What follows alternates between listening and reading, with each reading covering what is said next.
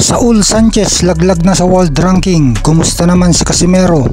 Yun nga mga lods, pagkatapos matalo via first round technical knockout ni Saul Sanchez kay Janriel Casimero, ay nabura ng pagka number 8 ni Sanchez sa world ranking at tinapon na siya palabas sa top 15 sa WBO 118 pounds, at sa WBC na dating top 13 itong si Sanchez ay bumagsak sa pang 24 na lang.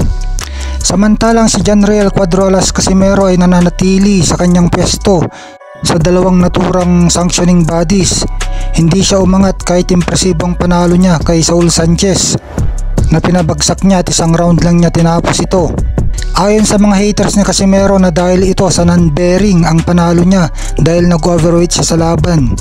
Ayon naman sa mga pro Casimero, bakit hindi gumalaw ang ranking ni Casimero pero gumalaw yung kay Sanchez? Yun ang tanong nila.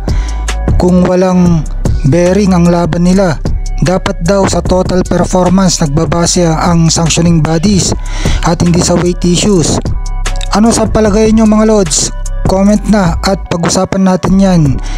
At kung nagustuhan ng video nito, paki-like naman mga lods. Salamat.